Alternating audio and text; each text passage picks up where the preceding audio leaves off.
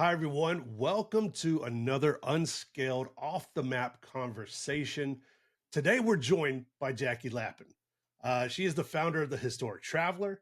She's an author, former journalist, explorer who's turned her love of storytelling into a journey through some of the most remarkable destinations on Earth. Jackie has a gift for really melding the worlds of literature and travel, connecting the stories we read with the real places that inspire them. Today, we're going to talk about Pompeii, the Roman city that's frozen in time, place that I love, I've been to, can't wait to talk about it. First, I'm going to give everyone the book tie-ins that we're going to tie into the place. The book tie-ins for this: Pompeii by Robert Harris, The First Man in Rome by Colleen McCullough, and Imperium, also by Robert Harris. So if you've read any of those books or adjacent, I think you should stick around and really hear um, how we're going to tie all this together. So, first off, let's talk about these books and why did you specifically choose these three books when it comes to Pompeii? Well, First Man in Rome is the beginning of a series by Colleen McCullough. And Imperium is similar for Robert Harris. And what they do is really look at the life of what it's like to live under Rome. And these are the ruling classes. The First Man in Rome is basically the leadership of Rome leading up to Julius Caesar. It's all about how they molded life. And then Pompeii is very specifically about what happened in Pompeii.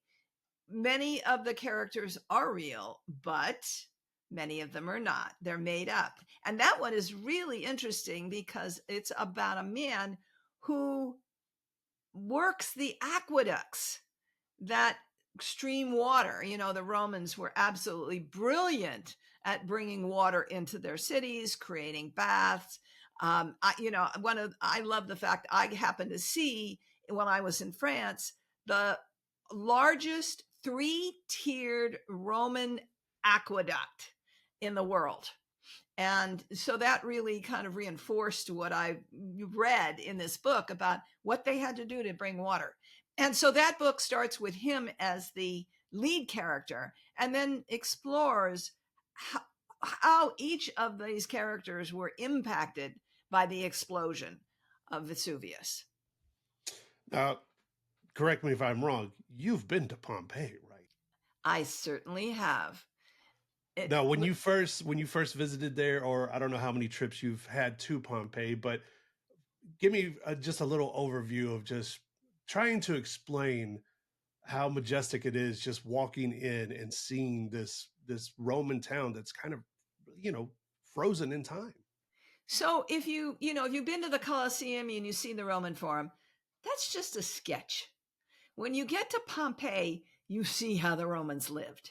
You see their homes, you see their brothels, you see their places of worship, you see the materials they used, that you saw how they shopped. My absolute one of my favorite things is Roman fast food, because there is a number where they have these countertops that were like open windows to the street. And they had places where they put the hot pots filled with soup or stew or whatever it is, and they would spoon it out to people as they came in.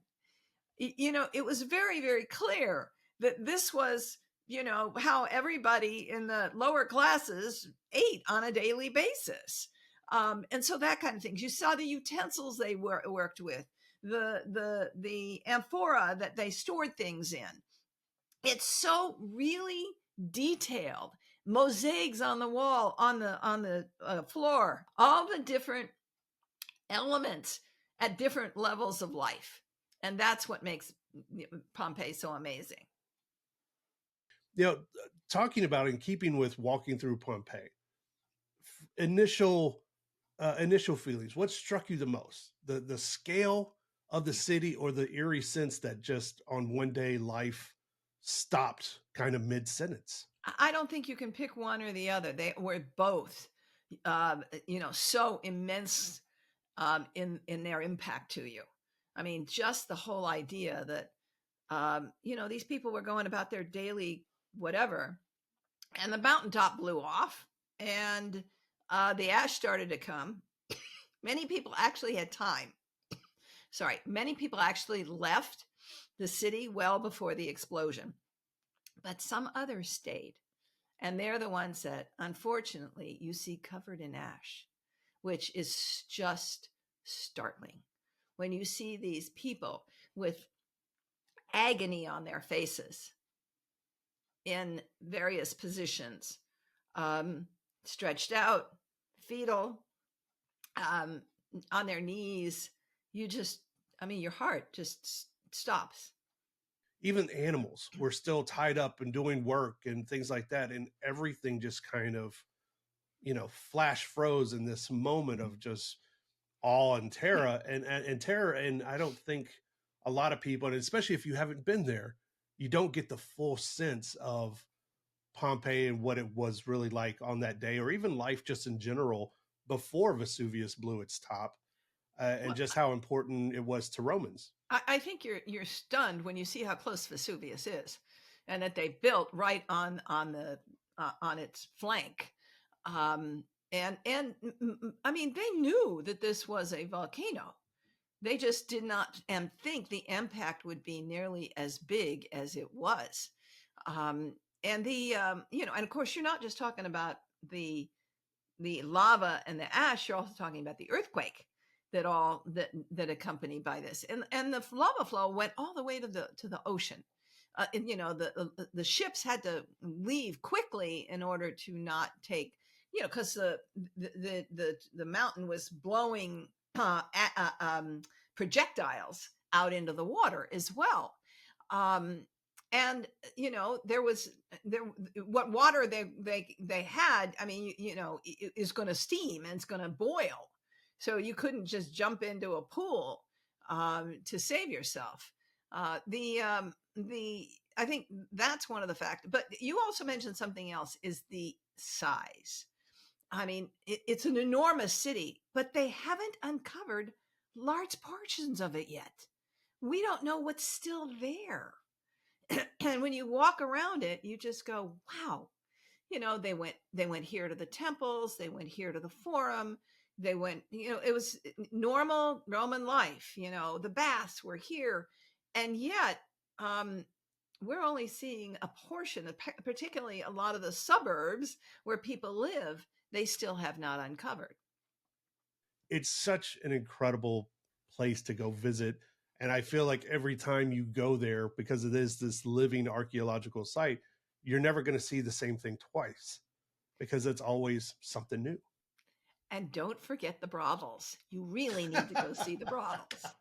There is some very interesting art on the walls. Yes. Yes. Don't forget. Look, whatever city you're in, don't forget the brothels. They they need you to visit. Robert wrote in Pompeii around the engineering marvels of Rome's aqueducts. Spit it out, Jeremy. Uh, you mentioned seeing the ruins. Did seeing the ruins make you kind of appreciate that real Roman ingenuity in a new way? Have a new appreciation for it? Well, I mean, I am constantly marveling at the Romans and their means of creating the civility that we now in in experience. And they were the ones that brought order in the chaos. They were the ones that were the builders. They were the ones that brought us the way to rule. Well, not totally, but essentially a republican ruling. And to see that in action in the years that so predated the life that we have today, and to see that, when you walk, what fascinated me about Pompeii was when you walk around Pompeii, you're looking at the forerunner of an American city or a European city, because they laid it out for us. And it is not much different today than it was then, except we've added a lot of technology. We mentioned a while ago about the plaster cast, and these people, and what the plaster was, I believe, a Frenchman. and then what, the 1700s, 1800s was the first to kind of use the plaster and realize that these hollowed out points in the ground were actually people, and started filling it with plaster. Don't sacrifice me in the comments if I got that wrong, but I believe it's somewhere around there. But when you read books that are around Pompeii, when you even watch, thanks to Hollywood, there's so many productions. I believe there was like a semi terrible movie with Orlando Bloom or something like that a couple years ago. But around that, you tend to see them as just like artificial things. It's just something that, it's not real. But when you go to the plaster cast, and see these human lives that were kind of caught in this moment, does that emotional weight kind of change how you read ancient Roman fiction and books moving forward? Oh, yeah. I mean, I think once you see, like I say, once you see the agony on their face and think that they were burning inside and out, from their lungs to their skin, it's terrifying. It really brings it home. These were not people who just went to sleep and that was it. They suffered, and that makes you feel something very, very powerful. Now, we mentioned the books. I'll mention them one more time. Pompeii by Robert Harris, also Imperium by Robert Harris, and The First Man in Rome by Colleen McCullough. If people are starting out and they haven't read these books, is there a particular order you would read them in? Would you recommend they do it before they go to Pompeii, or maybe that's a nice little treat on the plane ride home?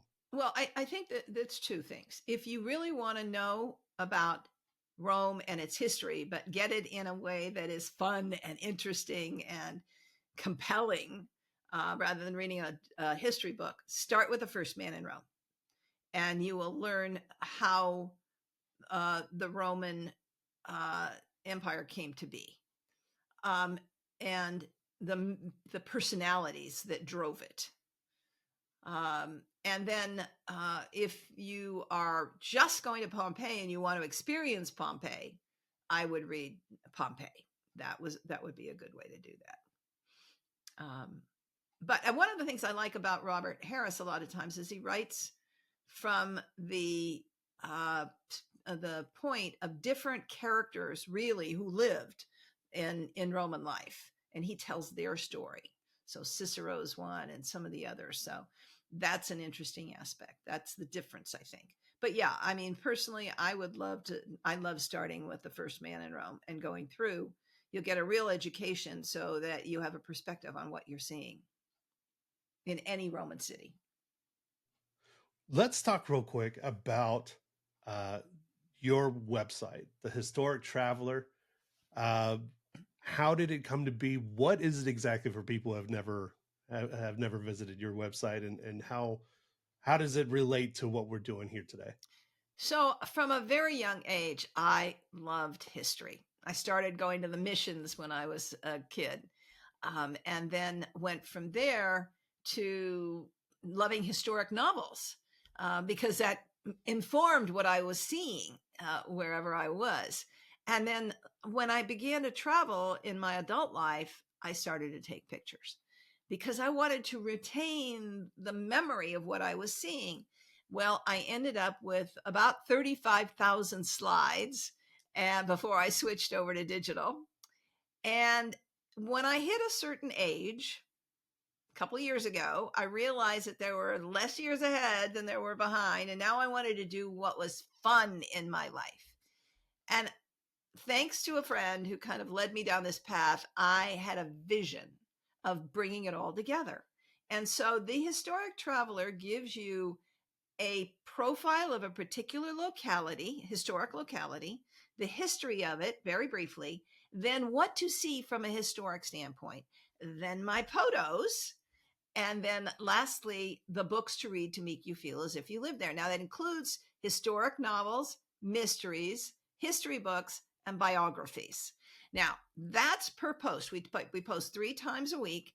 Then you have an 80-page magazine that comes out quarterly, which the first half is destination. And the second half is media. So that's books, TV, and movies. And each one has a Q&A with a leader, either an expert in somewhere in the historical world or a leading historic novelist, somebody who's at the top of their game. The last one we had was Fiona Davis, who is a New York Times bestseller and Good Morning America pick for her books that are all in New York City landmarks. Um, so so that's then. In addition, we have a membership program. Now, before we say anything more, understand this membership is totally free. And what you get for that is directory of historic novels, mysteries, and history books by where you're going to travel. You can sort by city, state, or country. Then we have a directory of TV dramas and historic dramas and where you can see them online or broadcast or in other places. Then we also have a directory of films, and we have a list of historic hotels all over the world. We are building and we'll shortly have a list of historic museums. Then we're going to have a list of historic restaurants. So if you like to eat where history was made, you get to do that. We also have a directory of insight guides, which we think are the best ones for people who love history. We have a photo gallery of my images, over 70 individual collections, if you want to feel what it's like to be in any of these places, or you love animals, you love landscaping. And then landscapes, I should not, landscaping. And then we also have a travel concierge that'll actually book you for free if you're interested in that. And lastly, we have a community with a book club and a once a month community meeting and a forum. And lastly, we've just launched the historic 25 the hot 25 historic novels that for every month that you will discover which novels are the ones that you should be looking at and who are the authors that you love that are coming out with a new book. And then there's a newsletter. So when you sign up, you get a newsletter twice a month that'll tell you about that stuff. That'll tell you about what posts you missed. That'll tell you when the new magazine is out. And I'll bring you new authors that we've added to our collaboration. Lots and lots of things, partners that we're going to be traveling with. And I'm going to be taking people on trips sometime later next year, and you'll learn about those as well. So all of that, we're the hub of everything history, travel, and novels, historic novels. Jackie Lapin, the historic traveler. Jackie, thank you so much for helping us shed some light, tied together some really great novels with Pompeii, the actual city. I mean, I think either one of those, I mean, if you do the novels or Pompeii by itself, you're going to learn and have a good time. But when you combine them, when you can intersect them together and get a real feel for everything, I think it takes it to an entirely different level for travelers, for historians, and for people who just love cool stuff. Thank you, Jeremy. Well, we're excited, and we have a wide embrace. We are just so excited about bringing people together, and we love having you as a colleague and one of us, our fellow aficionado of historic travel.